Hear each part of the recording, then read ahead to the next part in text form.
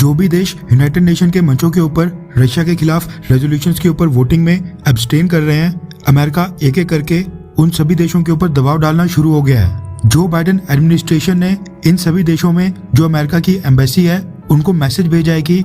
वो उस देश की सरकार को ये इन्फॉर्म कर दें कि रशिया यूक्रेन मसले के ऊपर न्यूट्रल रहने को भी यानी एब्सटेन करने को भी रशिया का साथ देना ही माना जाएगा। फाइनेंशियल एक्शन टास्क फोर्स पर अमेरिका समेत कुछ वेस्टर्न देशों का इन्फ्लुएंस है, इसलिए यूनाइटेड अरब एमिरेट्स को जो FATF ने कुछ दिन पहले ग्रे लिस्ट में डाला है वो भी यही माना जा रहा है कि UAE को यूनाइटेड नेशंस में एब्सटेन करने और चाइना के साथ फाइटर जेट्स की डील साइन करने की सजा मिली है। इसी तरह से बाकी देशों को भी ब्लैकमेल किया जा रहा है ताकि वो भी रशिया के ऊपर प्रतिबंध थोपें और रशिया के साथ अपने रिलेशंस खत्म करें। अमेरिका ने डायरेक्टली भारत के खिलाफ तो बयान नहीं दिया है, लेकिन जब से यूक्रेन युद्ध शुरू हुआ है तब से अमेरिका में S-400 डील को लेकर भारत के ऊपर सैंक्शंस और जम्मू कश्मीर के ऊपर डिस्कशंस फिर से शुरू हो गई हैं,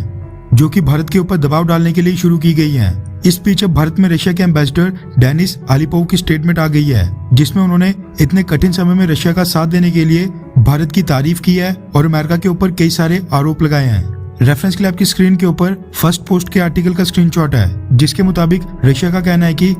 इस समय अमेरिका की तरफ से भारत के ऊपर बहुत ही मैसिव प्रेशर डाला जा रहा है ताकि भारत और रशिया की दोस्ती तोड़ी जाए। सबसे पहले तो रशियन एम्बेसडर ने भारत की फॉरेन पॉलिसी की तारीफ करते हुए बोला, भारत ने इंटरनेशनल अरीना यानी अंतर्राष्ट्रीय स्तर के ऊपर अपनी भूमिका को बहुत ही ज्यादा मजबूत बना लिया है और जो आज की डेट में भारत की इंडिपेंडेंट फॉरेन पॉलिसी चल रही है उसका हम स्वागत करते हैं। डेनिस आलिपोव के मुताबिक प्रधानमंत्री मोदी और भारतीय लीडरशिप अंतर्राष्ट्रीय मामलों में भारत की इंडिपेंडेंट पॉलिसी को लगातार आगे बढ़ा रहे हैं। उन्होंने कहा कि हमने बार बार ये बोला है कि हमने भारत की इंडिपेंडेंट फॉरेन पॉलिसी यानी स्वतंत्र विदेश नीति और अंतर्राष्ट्रीय क्षेत्र में भारत की भूमिका और भारत के प्रभाव को मजबूत करने का रूस हमेशा स्वागत करता है। हमने भारत पर कभी कोई दबाव नहीं डाला और न हमने भारत के सामने कोई शर्त रखी। भारत के ऊपर अभी अमेरिका का गंभीर दबाव है। मुझे लगता है कि ये अमेरिका का एक गलत और बेकार तरीका है। इंडिया रशिया टाइज के ऊपर बोलते हुए रशियन एम्बेसडर ने कहा है कि इंडिया के इंटरेस्ट पहले नंबर पर हैं। भारत और रशिया के बीच स्ट्रेटेजिक पार्टनरशिप है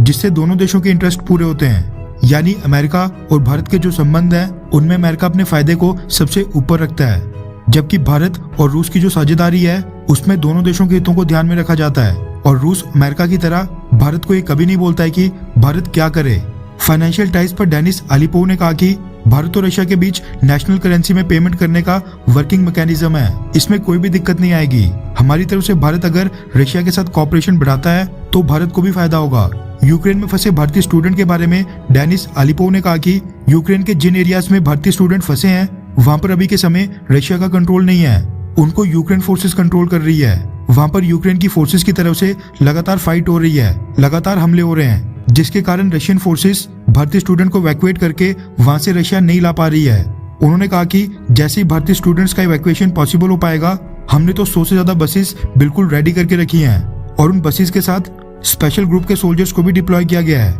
यानी ये रशियन स्पेशल ग्रुप के सोल्जर्स भारतीय स्टूडेंट की सेफ्टी सुनिश्चित करेंगे। उन्होंने कहा कि हमारी बसेस उनका इंतजार कर रही हैं, इसकी कोई डेडलाइन नहीं है, जितना टाइम लगेगा हम उतना इंतजार करेंगे। इसके साथ उन्होंने कहा कि डिप्लोमेटिक लेवल पर कई सारे कदम उठाए जा रहे हैं। खैर, आपको क्या लगता है कि क्या यूक्रेन और रशिया के बीच में जो युद्ध चल रहा है उसको रुकवाने के लिए भारत को इंटरवीन यानी मध्यस्थता का ऑफर देना चाहिए, हाँ या फिर नहीं, बीच में नहीं पड़ना चाहिए? नीचे कमेंट करके अपनी राय जरूर बताएं।